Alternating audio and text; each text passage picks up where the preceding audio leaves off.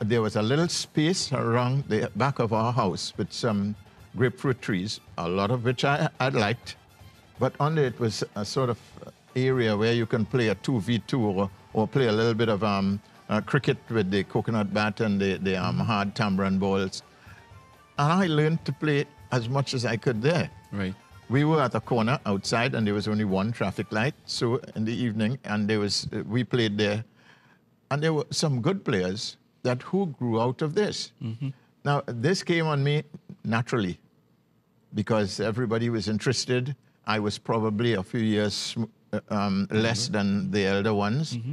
But I continued to play and play and play. And I had the most interesting stepmother and stepfather, simply because of the fact that if I went out there to play, the match cannot start without I'm batting first. Right. That's my mom. If you want to play in this yard, he's got to bat first. Right. Right? And those were the little rules that sort of took me into it. The question you ask is a difficult one. How did I understand or know that this would have happened? I never did. Up to today, I look at it as just a part of my life, simply because of the fact that I happen to have met a lot of great people when I was 8, 9. I met the great Sir Frank Worrell and Everton Weeks. They came with the Barbados team and they were invited to one of the homes. And I was a little kid, like 8 or 9 years old. And Neville Almondo's, who's Gary Almondo's dad, he died now. He said, look, you want to come and shake these people's hand? I was ashamed, Steve, because I had on one of these little khaki pants where, they take the big safety pins and they pin the pants onto the shirt so that it will stay. No belt in this business. But I met with these guys. Right. Hey, everybody. Welcome to Field of Dreams on ACTN. My name is Steve David, and I'm your host. Today, we talk part 2 of the Alvin Corneal show, or the Alvin Corneal life story. So let me take time to introduce Alvin back. Alvin, welcome back to the set. Thank you. I appreciate you asking again. We're so glad to have you. What really happened, why we have you back for part 2 is because we had so many phone calls saying Alvin has a lot more to talk about. And I know you do. And there is it's always hard sometimes to remember everything. So hopefully we can get some more of your experiences out there to our viewers. First, when we ended the last time, we talked about the academy, and I got a chance to go up and see you guys. Let's talk about that for a minute. I know it was a plan. You had the plan. And tell us all about how that was formed. This started a long time ago. Maybe you were a kid at the time, because we are into our 48th year of the academy. Yeah. And, I had played so much in both the cricket and the football, and I was sort of coming to the end of my career, my football career, because I went on to play cricket for another few years. And it dawned on me that I had gained so much experience, exposure, and to a certain degree popularity, that I thought it was fair that I should give something back to the game itself. I had 3 sons who were already playing at 7 and 8 and 9 years old, and there were a few neighbors who had a few guys, and I decided I had just started a job at the University of the West Indies. I had taken over from the late Sir Frank Worrell, who had passed, and I got his job. And I started the academy. My intention was not to ever charge anybody to play. I felt that I could not afford it when I was a kid, and I didn't think it was necessary to tax any parent who would normally have been in the same status with myself and my family. And I started this. It started with 11 people. In 2 years' time, we had 131, 132 people, and it started to grow, and it grew immensely. And the track record is there to see with the number of players that have played in the national team, and it brought a lot of joy to me. And as I said before, a lot of people think that money is the happiness of life. It's not. It's the satisfying things that you do. And up to today, I go out there 3 days a week. to be able to just be with those kids and let them see that somebody's interested in them. And I'm proud of the academy, to be honest with you. And I can tell you, I mean, those people, even the parents around, is like one big family and an extended family. Yeah. And the kids, and they love you so much. And I get to see that firsthand. And then hearing about all the national players came through your academy. Yeah. And I'm proud of them as well. You know, every time I go out and people talk about Shaka Hislop, I said, hey, he came out of my academy.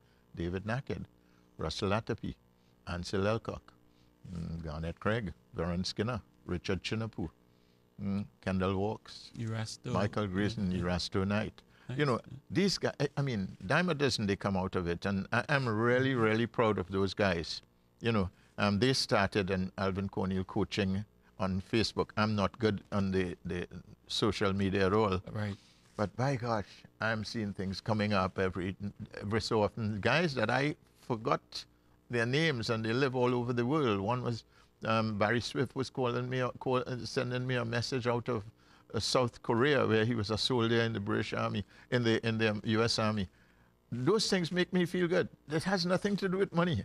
It has to do with the number of kids who might have gone astray and who came into line through football. And a lot of people don't know that. And a lot of people don't see what we give back. And the whole point about it, a lot of people say, well, how much does it cost? Don't worry. Scholarship. You come into the army, develop your skills, and then move on. You know, a lot of people do not understand how much money the United States education system has given to Alcon's Soccer Academy kids. I'm not talking about the whole of Trinidad, because track and field's gotten a lot of it. Swimming got some, you know. We got over 540 kids. Think the average cost per year is like $23,000, $24,000. Between 24, now it's 43,000. So you are looking at each kid getting over 120, 130,000 US per year. Right. These kids can hardly afford to pay their way to come from home to the St. Joseph ground. I am so happy when I see them come out. Neil Williams at the head of one of the organizations. There are a number of them. Alvin Henderson was one of my part. He was a part of the school, but he was a part of the school because he was in St. Mary's, and the same St. Mary's boys were there. So I was happy to have him anytime he showed up. Ian Bain was another one of them. Neil Williams, who in my opinion could have been probably one of the best footballers in this country, is now at the head of the TN Tech. So if I spread it around, I feel happy and happy all the time, simply because those guys have achieved. They have achieved, and they have demonstrated by good behavior and a good mature education process. They're all in very good jobs. And you can tell they're so enthusiastic. They're so happy to be there. They understand. They came and I was talking to a couple of them, asking them about my name. Of course, I'm way older than they are. Yeah. And they're gonna go and Google me. Yeah. And get the history, so they understand. You have to get the history. It's all. I'm sure it's because you're teaching that the things they need to do. They don't play for no clubs. They play within your organization. They go travel. Yeah. And they part of it's a family. Like I said, I was so happy to go out and see that. Yeah, it is. You know, and I enjoy it even more because a lot of these people, the kids that come out, they have grandparents who went to school with me, or who played against me, or something to that effect. And I keep making jokes all the time. It says, hey, Alvin, you know, I played for Coach. I said, okay, take a kid and go back home. I was only joking. Right. But I have the Malvinites, and I feel happy about it. Maybe if I were in the city, I would probably have felt a lot happier because I could accommodate the guys from Diego Martin and so on, which incidentally, we're going to do a camp in Port of Spain in this summer. So it's going to accommodate the kids down there. But it is just a healthy thought that these kids could come out, and some guys who sat in class with me, and, you know, he says, Alvin, you know, that's my grandson. Some will say, that's my great-grandson. I say, well, you're my same age and you start so much earlier than me. And, and we share it. But I enjoy it. I really do. Let's talk about some of the people that give you the support, like your son Anton, like his wife, the parents.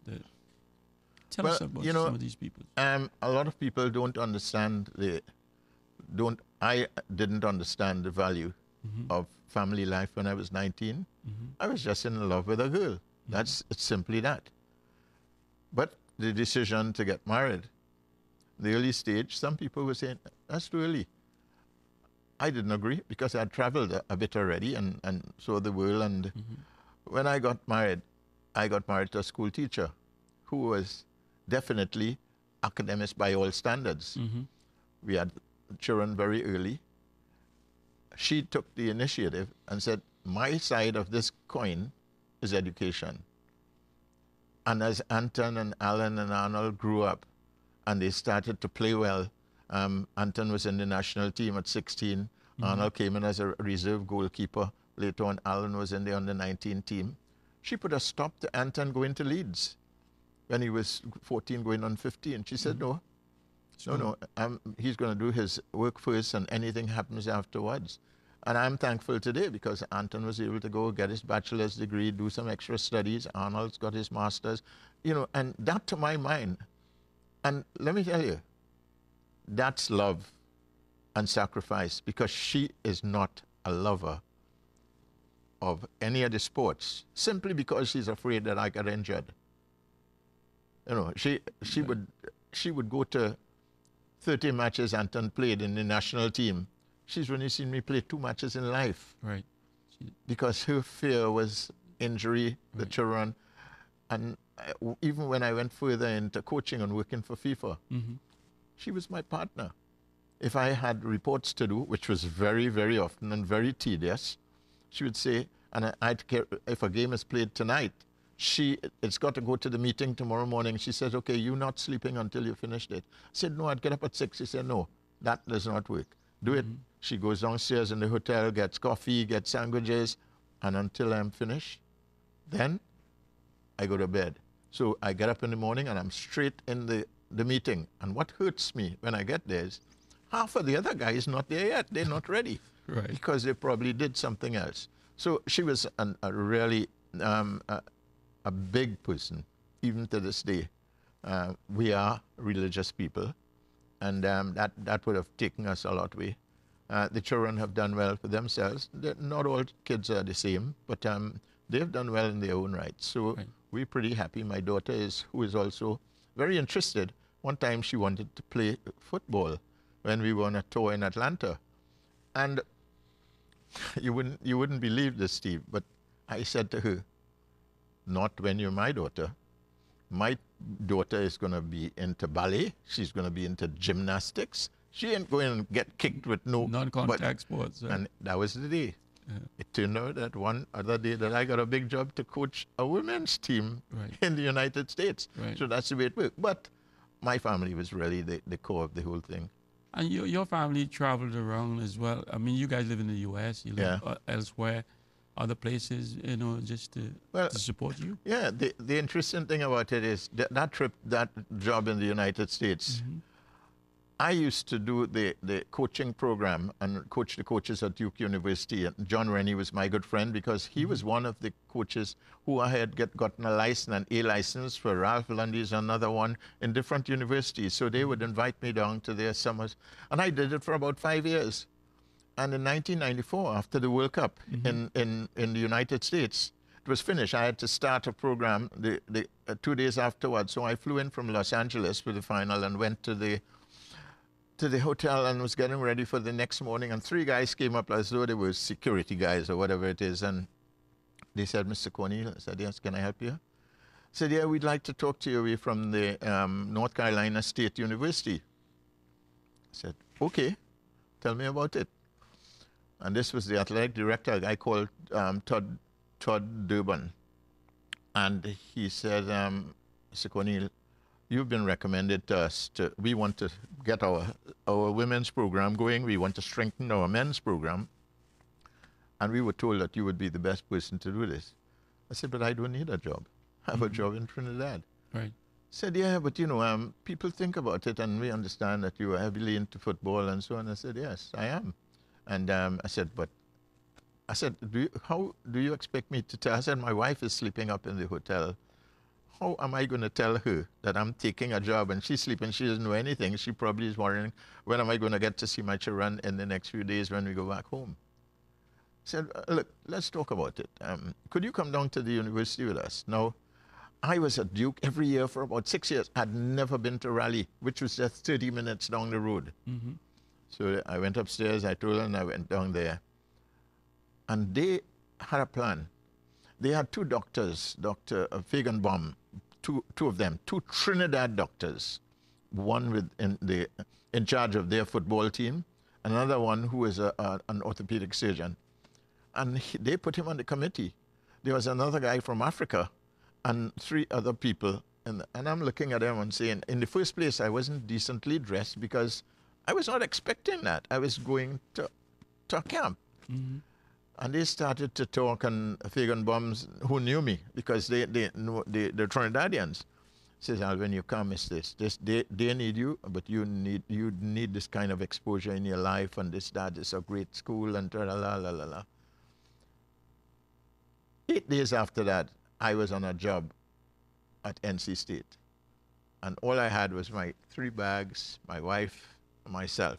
When we had the vote at home, my daughter was emphatic. No, I can't let you go. She had just finished her studies, and she'd picked up a job with BWIA. Mm-hmm. And she said, no, Daddy, we can't let you all go just like that. Alan said, yeah, it's worth the try. He says, you got the experience, why not? Anton says, if you go somewhere along the line, I'll come. Right. So, and it worked out exactly that. Alan left his job. He came to stay with us for the first year, 2 years. Well, as a matter of fact, for the first 6 years, till he got injured. And then Anton came over, and he took over one of the director coaching jobs and did a fantastic job with them in North Carolina, out in Greensboro area. Arnold came. He can finish his studies, and he picked up a job in Florida. When we went up to North Carolina, he came up to North Carolina as well. So it was all intertwined into a family that was moving around and trying to do the best they can. And I have to admit that they all tried. If they didn't make it right to the top, it's not so much their fault. It's because society is like that. No, on the giving back, your academy is open to anybody in the country, or how you do your selection, the kids you look at? We don't do a selection. We used to have the kids, everybody bring somebody else, whatever it is. Now people just come because they know about it. They know about the scholarship programming. Mm-hmm. Now the scholarship programming could be a little bit strange because those kids wait until they come out of secondary schools, and when they're ready to go to school, they come here and say, we want to play for a scholarship. And I say, this is not the bag. Mm-hmm. I want a certain degree of decorum in terms of behavior, in terms of how you do your lessons at school, how do you treat your parents during the course of your life at home, how much attention do you pay, and then I'll judge you from the things that you do on the field here. We get this part of it right. Right. And I have to admit that we say so much about our young people. We're wrong. Mm-hmm. We're wrong. The people who are guilty of anything that those kids do wrong are the parents themselves. Exactly. Simply because of the fact that they have lost their kids. I'm not saying it's wrong, but both parents work. So therefore, what do? They don't see their kids from 8 in the morning to whatever time the kids come home. Right. They go to sleep. How often do they see them in a day? 2 hours? Right. Could they really groom them? Could they judge their peer grouping? And this is where the problem is. Fortunately, we keep together all the time with these kids. At Christmas time, I couldn't stop those kids from training, and at that time we were not playing in any competition. Mm-hmm. And one of the most reassuring things that I've ever heard in my life, and I set the pattern and was surprised that it happened. I said to these guys, practice starts when the players get here, not when the coach gets here. Right. That was my excuse for coming late, of course. And when I went there, Garth Polleny or Brian Haynes or anyone would start the session, and they keep going. and I'll just fall in and do what I have to do because they know what they've got to do. I know what they're doing, and we get together and do that. And I am proud of those guys. I really am. Right. Alvin, I need to take a break now, but when we come back from break, I want you to, with all the experience, and I cannot let you get out of here without telling me what you think about the state of football in Trinidad. Okay. And we go from there. Viewers, we'll be right back after this short break.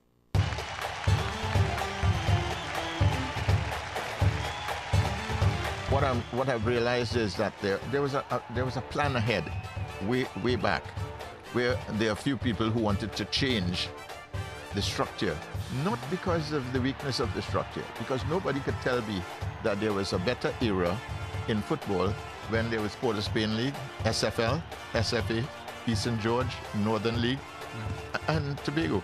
Worldwide Safety Consultants Limited offers solutions to your immediate and future potential problem areas by providing you with a qualified team of safety consultants. Worldwide Safety Consultants Limited, building a reputation on quality and value since 1999. Located 23 Todd Street, San Fernando, Trinidad. Phone 868-657-1534 or 868-788-6955. worldwidesafety@yahoo.com.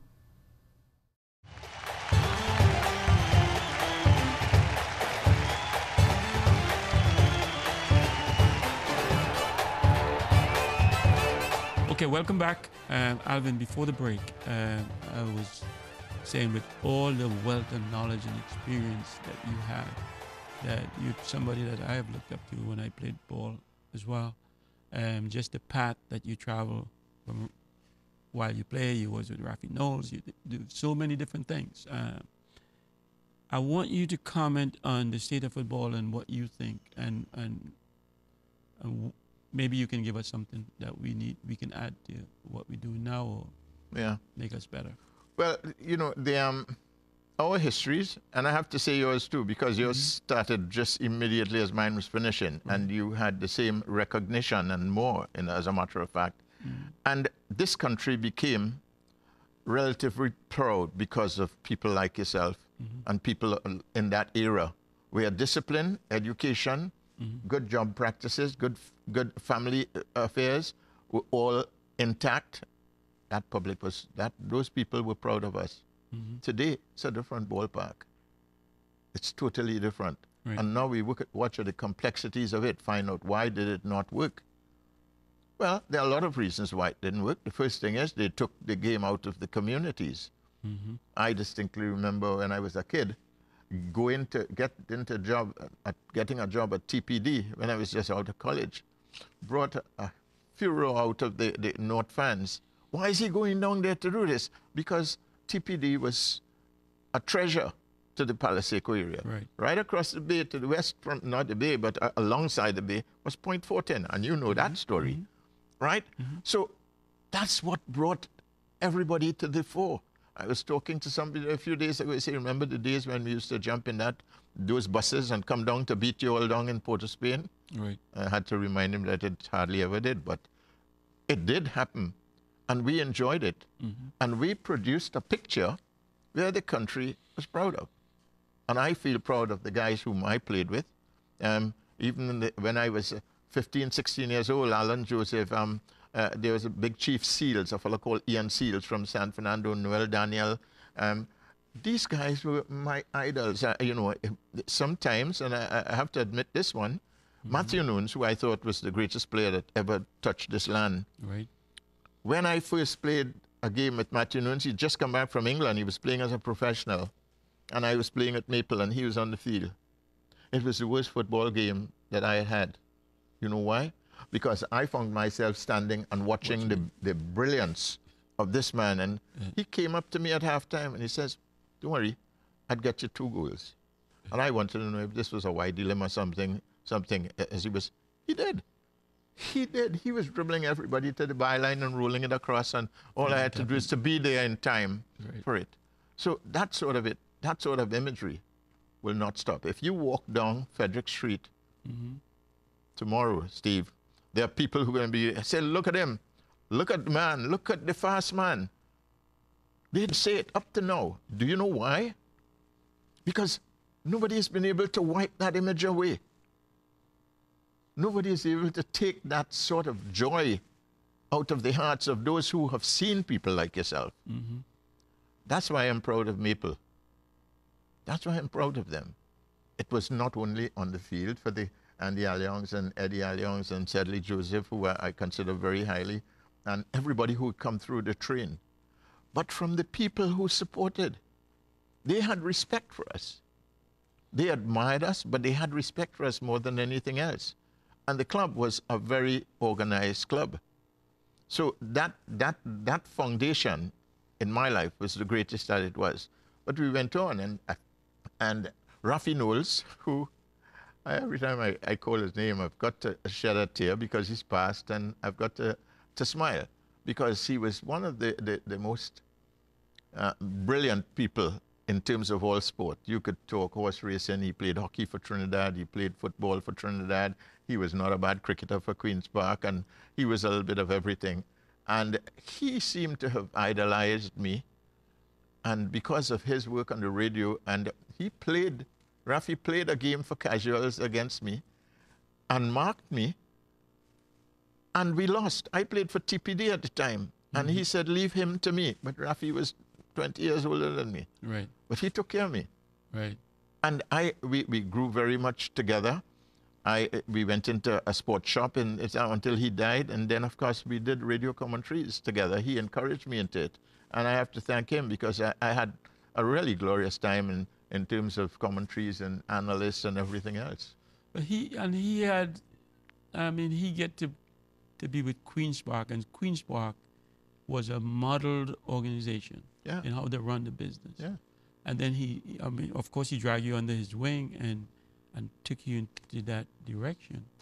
But you think maybe our country football could learn some of that from Queen's Park? Well, I've always felt this way, and what I've realized is that there was a plan ahead, way back, where there are a few people who wanted to change the structure, not because of the weakness of the structure, because nobody could tell me that there was a better era in football when there was Port of Spain League, SFL, SFA, Eastern George, Northern League, and Tobago. It was amazing. When Port of Spain League came to play SFL, the fans didn't only come there to see that. They came there to say, that's where our national team is coming from. League football, yeah. Everybody knew each other by first name. You walk on the streets and people will call you out, and you wouldn't know them because they're in the thousands and they know you. That happened wonderfully. And if you look at the trail, it stopped when it broke up and they started to put teams in different parts and say we do the National League right across the country. You're changing into a National League that's across the country. We don't have lights on the fields. People work till 4 o'clock. Matches start at 4:30. What are you doing? What are you doing? It just couldn't work. Right. So it crashed. And then all of a sudden, it never came back. Because what started to happen is clubs were turned into teams. There's no Queen's Park Club anymore, or Shamrock, or Maple, or Malvern, or Colts. It was, and I don't want to be this unkind to the teams, but there are teams. Let's be sitting down by a shop and I say, hey guys, let's put out a team in this league, and that's it. Mm-hmm. And that's the reason why today, in all of those, in the zones and everywhere else, they're teams. They're not clubs. And I'm talking about even at the Pro League. And this is disturbing to me, simply because of the fact that they're painting a picture that it's a professional organization, yet still you can't pay a salary. You promise a salary and you can't pay. Mm-hmm. What sort of professionalism is that? I personally do not believe that the act of professionalism is here for us. We are too small a nation, and we are trying to build a structure with a weak base. That's the reason why they always have to be quarreling about where do we get the money, don't talk about the zones. They're non-existent in terms, they get nothing from anybody. The TTFA does not even consider them to be part of the TTFA. If they do, they don't show it. And up to now, I've been talking to one of my former Maple players. They won the league in town last year, and up to now they have not been paid. And these guys have invested $20,000 and $25,000 with amateurs. With amateurs. So these are the things that are retarding the progress of our sport. There's no doubt about it. And as I would say, this is something in my coaching career. Mm-hmm. If you want to correct something, you take it into components. You correct each component and put the whole thing back together again. Right. We should restart the club system. We should ensure that you've got people, and FIFA offers that facility. They will send people in here to teach you how to run a club with a constitution, this, that, the other. You ask those clubs if they have any constitution. And a lot of them play in the league and they don't pay because they could go and whisper something to the secretary, and so therefore they're not paying. And the few clubs who are playing are suffering because they're putting out money and they're not getting anything back. So therein lies the problem. The solution is the rebuilding of it. Now, you can rebuild from club, which is a good thing, but I would say that you've got to go a little bit further down to the schools. Mm-hmm. A lot of people want a job, and they're doing coaching courses, little coaching courses here, there, and everywhere, and they're running to coach secondary schools or clubs. And I'm saying, that's madness. Mm-hmm. This is not... and Shaka Hislop, on one of his recent television commentaries, he's a very good guy as well in the commentary business, in the analysis. And he said, our football lacks coaching education. And that is so true. Why does it hurt me? It hurts me because I have had the honor to coach coaches in so many countries across the world. Mm-hmm. And sometimes I watch them and see their coaches now coaching their national team in a World Cup. Like my Mexican friend who took the team to Brazil. He did a coaching course right here with me. We became friends since that period. And why can't we just understand that there must be some sort of educational stability? If the TTFA doesn't do it, nobody will. And we'll continue to go down. I was very, very pleased with the eventual success of Dennis Lawrence. I have to admit that. Simply because of the fact that Dennis Lawrence spent, 16 years outside of the country. Mm-hmm. He understood, like yourself, he understood what went on out there. The maturity, the approach of professionalism and everything else. And he came back here, and every single word that came out of his mouth was something that was worthwhile to the game itself. I like that because I thought, here's a guy. Now, I know that he's not been a coach in the big league, but he had the experience of playing with some good coaches. And he had that. What happened here is that it was such a rugged task of coming from Stephen Hart, whom I thought was a good coach as well, to Dennis Lawrence. And the only reason why we faltered terribly inside of here was because the ability to understand the business of coaching by the coaches to the administrators who run it. Stephen Hart was never a happy man doing it. He loved coaching the team. He got some results. He had some wonderful games. But when you have an administration that is fighting against you and telling you who to bring in the team and who not to bring in the team, that's distasteful, it's disrespectful. And Stephen, being the person that he was, I know Stephen, I coached him. And he's a gentleman by all standards. And he was not brave enough to get up. Well, brave enough, yes. Or he was not, he was diplomatic not to get up and say, listen, you can't do this. You can't do this. I was the national coach at one time. Right. And Jack Warner brought somebody from Togo and sent him into my training from Togo. And the kid came and I said to him, what are you doing here? Who sent you? Mr. Warner said to join this team. I said, no, Mr. Warner must have a team of his own. So you better go back and talk to him. Right. And Jack came in afterwards. I said, Jack, you can't do that.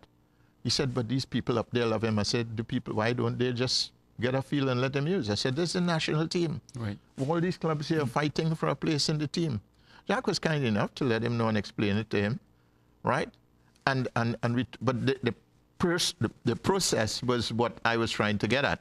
Stephen found difficulty with this because the pros, everybody wants to be in W Connection, and they want their players in, and it was confusing, Stephen. Notwithstanding the fact that you had a lot of players outside, and this is a big mistake, Steve. They're playing, and you say, oh, they're good. As soon as we are back in the World Cup, bring them. You're not even sure if they're making the team.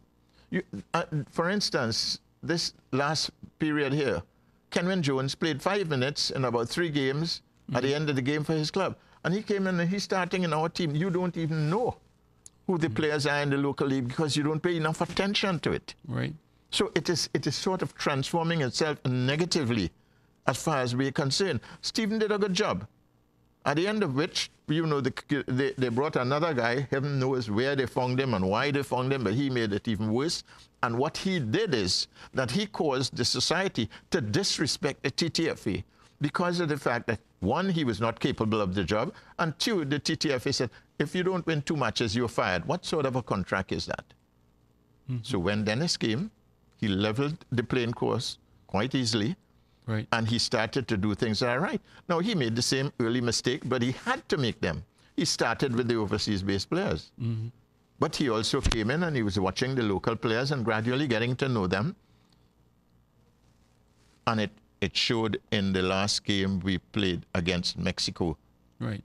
All of a sudden, it transformed from here into brilliance, great chemistry, good attitudes, speed levels to the Steve David level.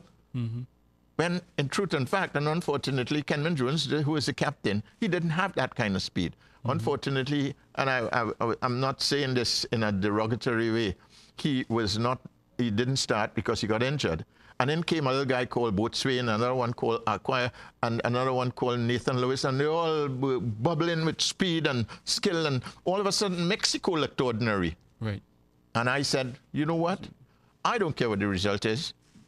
We have progressed. The game has progressed to this stage. Now we've got to look at the next stage.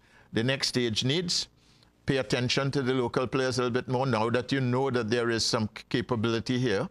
Get 2 important games. We don't want Barbados, no disrespect to Barbados. We want Venezuela. We want an African national team to come out here, play us 2 games. Let us feel the intensity of competitiveness. And I think whether it's America would not beat us here. Not the way we're playing now and not the way we're going to build, because I'm sure Dennis is going to look at that as well. Right? And if Honduras, they're playing worse than everybody else right now. So if we can get the 6 points out of them, and we're waiting for Mexico because we've got to go to them. Now, I want to say here that Mexico must rank in the first 5 best teams in the world. Right. Yeah. Right? And they're not going to be easy. But you could sit and plan for them.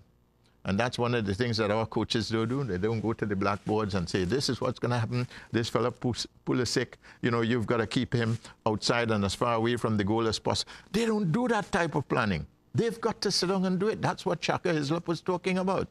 So we have the ability, we have the opportunity to go forward, and I'm hoping that it gets successful. Well, I'm glad you said that, because maybe you might be able to give us a couple more years with being a national, not a national coach, but a technical director or something. Yeah? You know, people may be saying this, they may be believing that I want to be this. I have been a technical director before. I've been one of FIFA's technical study people. Right. I've got the experience. Okay. I'm not running to you for a job. But if you need assistance, all right, it's easy. You're here. We need to take a break now, Alvin. Viewers, we'll be right back after the short break.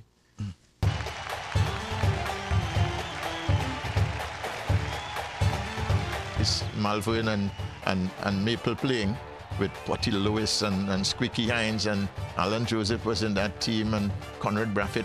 And I was playing in these, and I said, what am I doing here? You know, I had Harold Cox on my side, who is a very good player as well. Worldwide Safety Consultants Limited offers solutions to your immediate and future potential problem areas by providing you with a qualified team of safety consultants.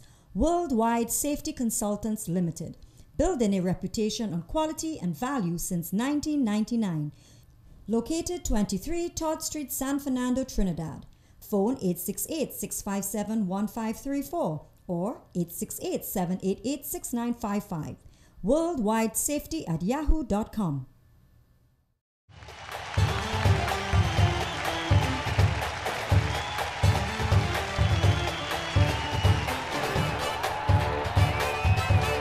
Okay, welcome back, viewers.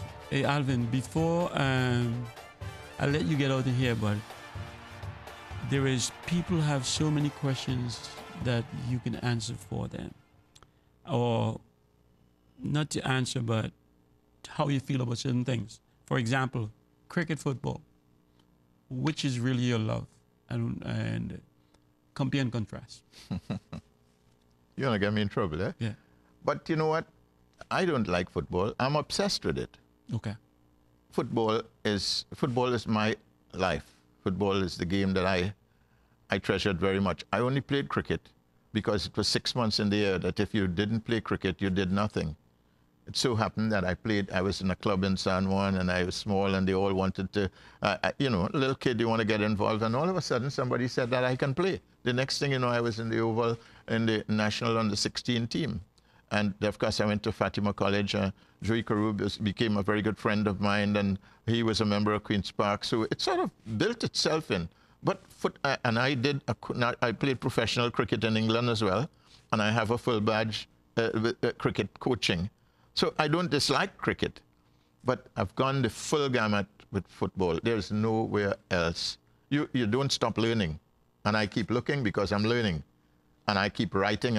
As I said to you, I'm going to be writing a book maybe in about 2 or 3 months' time, putting a video onto it so that people can sit and read and understand what's going on. But football is definitely the game I love. So in hindsight, if you had to do it all over again, would you make the same choice? You know, I'd certainly choose football first. Mm-hmm. But I think I would have played golf. Right. I started to play golf. A friend of mine who didn't tell me anything, but walked into Trinidad to play a golf tournament here and bought a brand new set of Slazenger clubs. Mm-hmm. And I was taking him to play his game.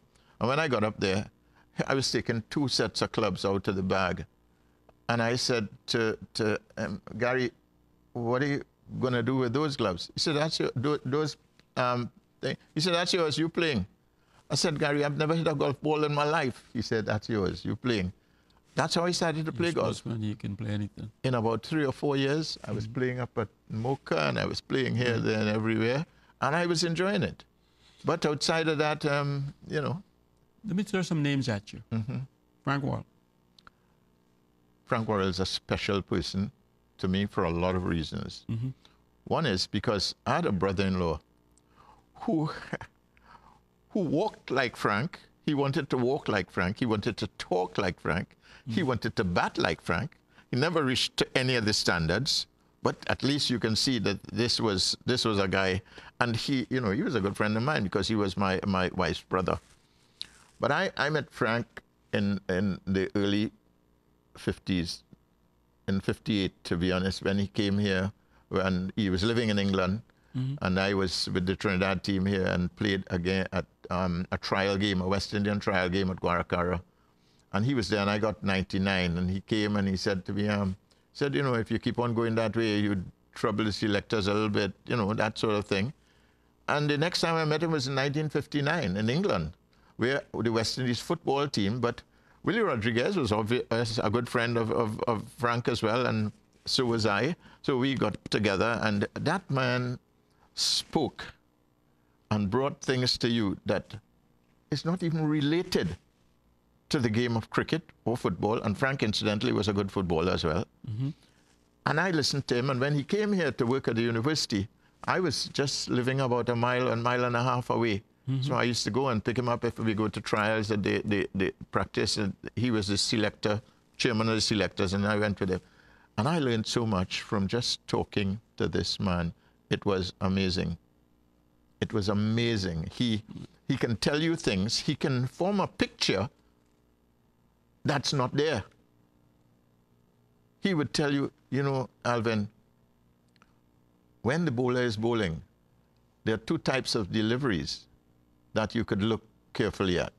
One is you must learn to play an oncoming ball. I didn't understand. I was stupid. I didn't understand what he said. He said, and the other one is you want to have to decide to play against a passing ball, passing delivery. So shy, but said, Frank, I don't understand. He said, the only way you can play an oncoming ball is if you're behind it. And that's an 80 to 90% success of hitting it. If you're playing a passing ball, you only have that wide in the bat, you're not behind it, so you are trying to judge the pace, the speed, the bounce of a ball, and trying to flash it. That's a 20% chance of success. He said, think about it. Now, that stayed with me. I was 23 or 24 when he said that to me. And that stayed with me. So, and he always said things that mattered. You know, he was one of the brilliant people of this world, you know, and very frank, to say the word. Frank is frank. You know, I remember I went to a World Cup match in Costa Rica. We were playing Australia here in cricket, and the Trinidad team, I was on the Trinidad team. He was the chairman, but he was ill, so he used to go to Jamaica for medical attention. And when he went away, they left me out of the Trinidad team because they said I was playing in Costa Rica, although I was coming 2 days before the game. And Frank said, no, go ahead, you could come, you'll play in the game. And they didn't select me, but they selected Andy Alyoung, who was on the same team with me, to play in the game. And I said, well, what's this, you know? Anyhow, they dropped me. When Frank came back, Willie was playing in the test match against Australia. And they called me to be, Willie got hurt. I was working at Neil and Massey at the time. And they called Ken Galt and said, send Alvin down, we want him as an emergency fieldsman. And I went to the Oval. And when I got there, and they told me, well, you're going to be the emergency, and here was my towel and some water, and you know, the usual thing in the old days. Yeah. Frank Corneal is coming up the steps. And he walked straight to me and he says, what are you doing here? You weren't selected. I said, no, but my boss. He said, no, boss, no boss, anything. Put that down now and go home. If they don't want you, if they didn't want you to play then, they could not want you to play now. As I was about to put this down, Jeffrey Stolmeyer started walking in the other direction. He didn't even give me a chance. He said, no, Jeff, he's not staying here. He's not staying here. Get somebody to do it. And I went home. That's the kind of individual I got to know and got to respect to a great degree. Okay, good. I've got a few of them for you. Alan Joseph. Fantastic individual. He was an extrovert. Mm-hmm. He operated very, very frankly on professionalism. Mm-hmm. He was a professional. He played in Caracas for a number of years. And it's Sedley's eldest brother. And he came in and he picked me into, they were playing Maple Malvern versus the rest of Trinidad. Mm-hmm. I was still at school, so I played for the rest of Trinidad.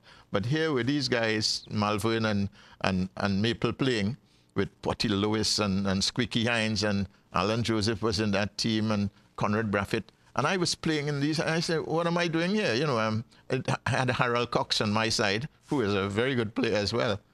I enjoyed it. And he was just saying, you're close to being in a national team. You know that? I said, no, what I can tell you is I like how these guys are playing. But this is what Alan Joseph did for me. And then he really pushed me. He came to coach at Fatima, and he had more connection with me. And one day I was choosing cricket to go to a cricket trial. And he said to me, Alvin, why are you playing cricket? They're not going to pick you. This is a Queen's Park thing. They're not going to pick you. And I went home and I spoke to my old man. He says, listen, you don't worry that. You go ahead and play your cricket. But Alan apparently was a good cricketer too and was not given a chance, so he might have felt that way. But outside of that, I liked him. And I think he was probably one of the best center midfielders in the country. So, Sedley Joseph? His brother. His life was built around good moral ethics. Mm-hmm. He was a competent player. He was a smart player as well. Mm-hmm. His asset was not speed, it was time. He would do things quickly and correctly. He couldn't run 100 meters like you in 10 seconds, His passes were super powered. He could change the game with instruction inside of the field because we didn't have coaches in those days. Right. So if Sedley gave an instruction, and he had to deal with players who were a little bit floppy in the mind as well, but he dealt with them. We went through some of the best teams, Argentina, Mexico, Colombia. We went through some of the best teams under Sedley and to today. And he's not as well as he should be, but I certainly hope that he gets better sometime soon because he was a tremendous guy. Yeah, he was a captain, national captain and the Maple club captain, yes. Okay, Rafi Knowles. Rafi Knowles. Can I put on my horse racing cap? Rafi Knowles was really a tremendous person because when I was young, he was, as I said, he was sort of idolizing me, and he said, this guy's going to play for Trinidad and this, that, and the other. And he played for casuals against me and embarrassed me because he put me completely out the game. And then we began to talk, and he got closer and closer to me whenever we played a game. At the end, he said, hey, buddy, come, good game, so and so. I missed a penalty one day, and he came up and he said something on the radio about penalty. Mary watched Corneal in the eye, and it spun, and it threw his... And my wife got very vexed for that one. But I told her, I said, look, I know Rafi. And he called me on the phone and said, hey, buddy, you made a mistake. So therefore, I can't tell people when you do everything good and when you did something wrong. Yes. I said, Rafi, I'm not worried about it, but he was just a darling of a guy. He was a good commentator too. Excellent. Yeah. And he spoke his mind. I remember when you and him was in a show lunchtime, after lunch. Yeah. And said, oh, they need 2 balls, one for Steve David and one for the rest of the players. Yeah. But he actually liked you too, because he says they can't catch him. If he's got the ball, they can't catch him. Mm-hmm. He was a realist. He was one of these realists. He just saw people in the way that he saw them. He says, listen, we have a player here on the field who's doing better. You remember the game Nautico? I think that's the game you're talking about. The Brazilian team that came to play. Yeah. And you had a fantastic game that day, and he was talking about it all the time. Even if the ball was with somebody else, he was talking about Steve David and what he can do. Right. But that's the kind of game he was. That was the kind of person he was too, because he made me feel good. Okay, Alvin, any regrets, bud, from looking back at your whole career? Yeah. I would hate to say regrets because, as I said, I believe in the Lord. Okay. And I always felt that this is what's going to get me through.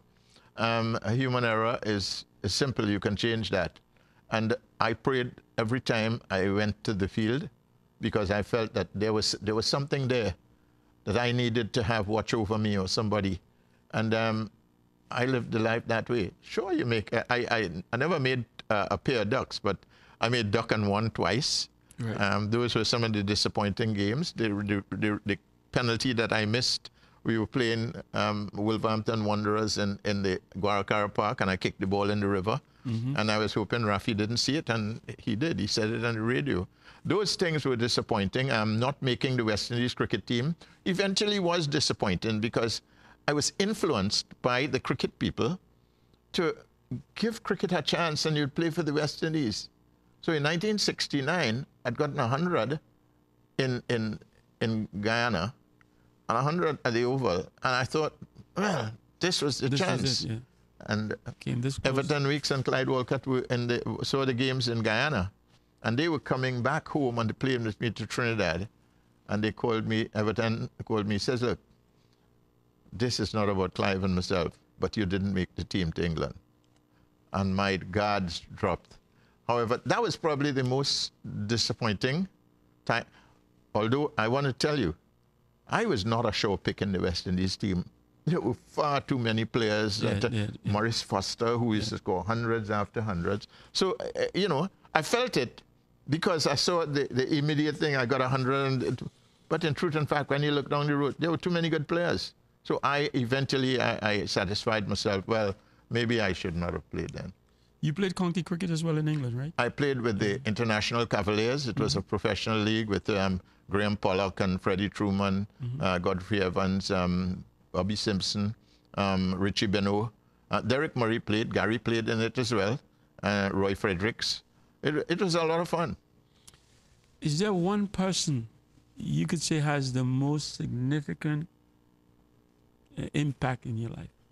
If you were to call one person.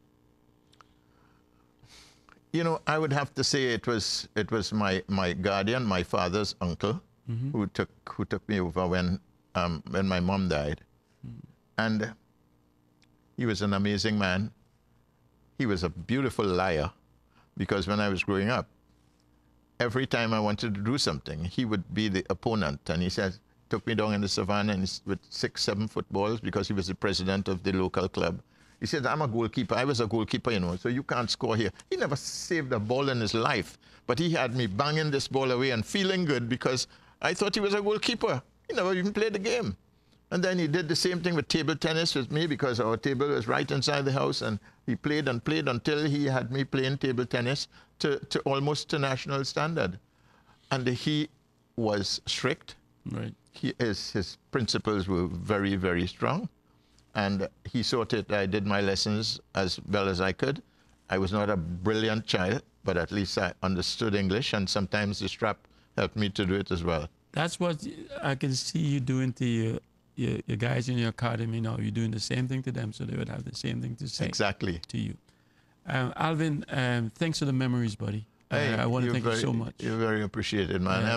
I'm talking to a legend too, isn't it? No, but I do. I did look up to you a lot when I played against you guys, and I always had respect for you, and I always will.